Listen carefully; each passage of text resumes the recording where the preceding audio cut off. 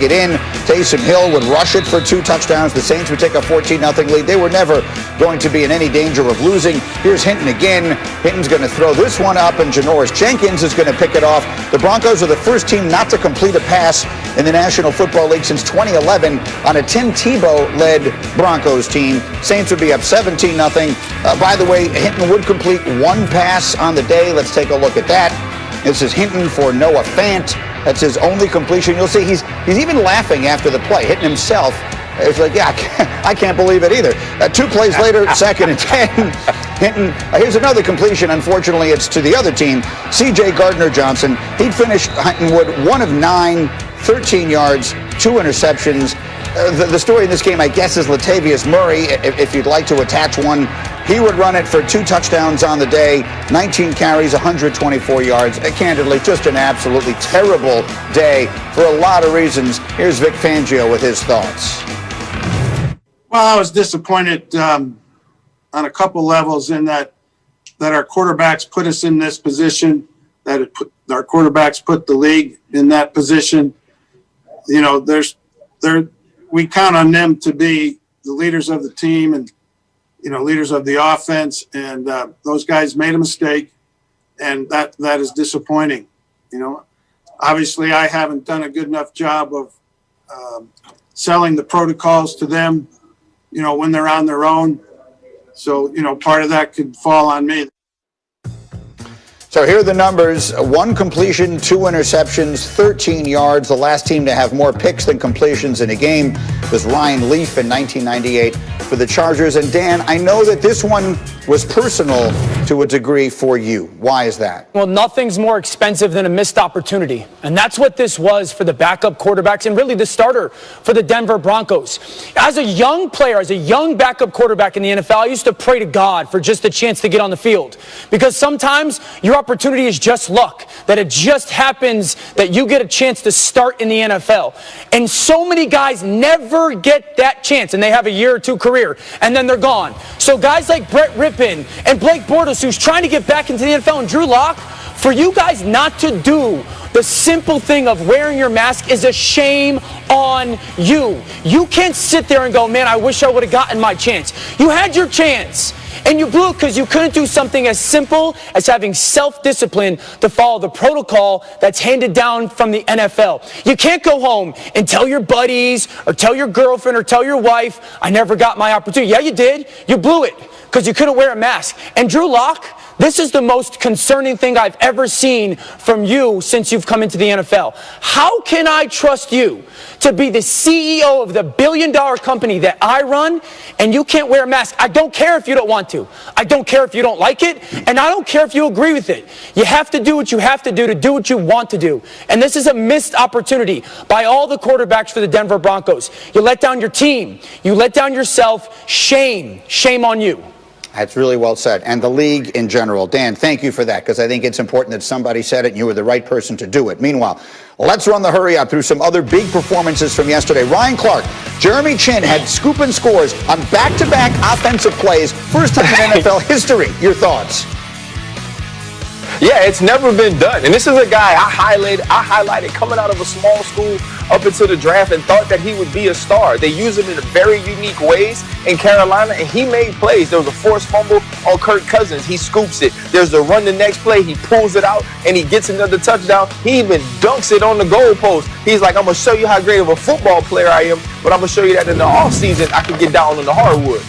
Meanwhile, Dan Orlovsky, Kirk Cousins pulled out that game for the Vikings and played well. What'd you think? Well, it helps when you have a guy like Justin Jefferson. I mean, he has become a top 10 receiver. Kirk's in a really good place. You know, they're running the football really well, no question, but Gary Kubiak is absolutely dialed. And this is the style of football that we become accustomed to with Kirk Cousins. Super efficient, ball goes to the right spot, not hurting his football team. He's playing in a good... Involved these 2 legendary quarterbacks, Mahomes against Brady. And in the first quarter, it was the Chiefs who just took this game over completely. Tyreek Hill, unstoppable.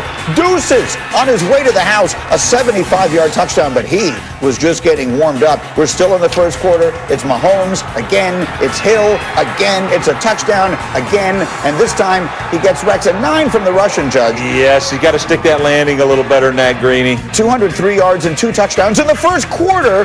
For Tyreek Hill, it was 17-0. Second quarter, Bucks looking to answer. And Rex, they were trying to A running back caught a football. Imagine that for Tampa Bay. Congratulations. Rojo with the high hurdle and then the fancy footwork. He had 103 yards on the day. It was 20-7 at the half. Mid-third, it's 20-10. It's Mahomes again. Rex, it's Tyreek Hill again. And it's man coverage again, Greeny. 101. Nice job. 13 catches, 269 yards, 3 touchdowns for Hill. Fourth quarter, Brady finding Mike Evans for 31 yards. That made it 27-17. They would get closer. They'd get this to 27-24 on this touchdown from Brady to Evans. And there's 4 minutes left in the game. So if they'd been able to get a stop, Brady would have had a chance to win the game. But you don't get a stop when Patrick Mahomes is playing quarterback for the other team. 3rd and 7. Rex, they put it away through the air. 3rd and 7. You know they're going to run the football here, Greeny. Of course they are. No, they're not. Why? Because you have Patrick Mahomes. And Ridiculous. with that, it is the Chiefs who get the win, 27-24. And so, again, we opened the show this morning talking from the Buccaneers side of things, their struggles, their offense, their game plan. Dan, now let's give due where it is clearly deserved. Let's talk about Patrick Mahomes. Yeah, and it's going to go to one of those Tyreek Hill touchdowns. I want everyone to hear kind of the audio of one of these clips. You're going to listen to Patrick Mahomes break the huddle. This is right when he breaks the huddle. Just listen to him call out the coverage before he ever gets to the line of scrimmage. Pay attention.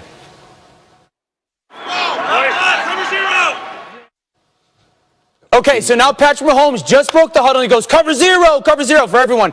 Cover zero is man coverage. Now, how does Patrick Mahomes, when he breaks the huddle, how is he able to already know the coverage before ever scanning over the defense? Because coverage indicators by Andy Reid, you take your tight end, you put him in the slot, a little bit of a non-traditional place. He's matched by safety. Okay, I've got a man-to-man coverage. Now I'll put Le'Veon Bell out here. Now he's got to be matched by Devin White.